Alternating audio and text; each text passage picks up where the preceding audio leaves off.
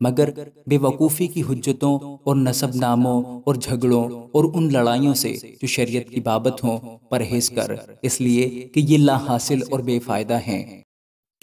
خداوند کے زندہ اور پاک کلام میں سے تیتس اس کا تیسرا باب۔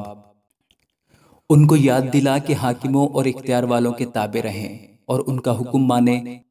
اور ہر نیک کام کے لیے مستعد رہیں، کسی کی بدگوئی نہ کریں، تکراری نہ ہوں بلکہ نرم مزاج ہوں، اور سب آدمیوں کے ساتھ کمال حلیمی سے پیش آئیں، کیونکہ ہم بھی پہلے نادان، نافرمان، فریب کھانے والے اور رنگ برنگ کی خواہشوں اور عیش و عشرت کے بندے تھے، اور بدخواہی اور حسد میں زندگی گزارتے تھے، نفرت کے لائق تھے اور آپس میں کینہ رکھتے تھے۔ مگر جب ہمارے منجی خدا کی مہربانی اور انسان کے ساتھ اس کی الفت ظاہر ہوئی تو اس نے ہم کو نجات دی، مگر راست بازی کے کاموں کے سبب سے نہیں جو ہم نے خود کیے، بلکہ اپنی رحمت کے مطابق نئی پیدائش کے غسل اور روح القدس کے ہمیں نیا بنانے کے وسیلہ سے، جسے اس نے ہمارے منجی یسوع مسیح کی معرفت ہم پر افراط سے نازل کیا، تاکہ ہم اس کے فضل سے راست باز ٹھہر کر ہمیشہ کی زندگی کی امید کے مطابق وارث بنے۔ یہ بات سچ ہے،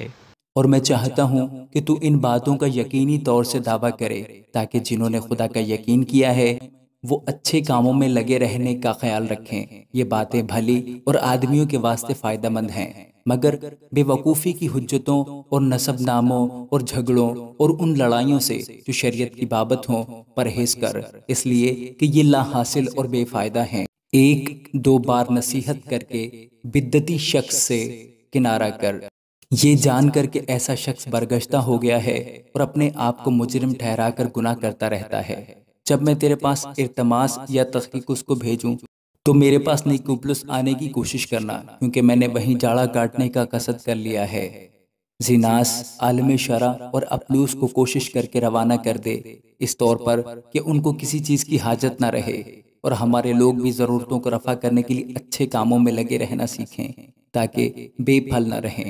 میرے سب ساتھی تجھے سلام کہتے ہیں، جو ایمان کی روح سے ہمیں عزیز رکھتے ہیں، ان سے سلام کہ تم سب پر فضل ہوتا رہے۔ آمین۔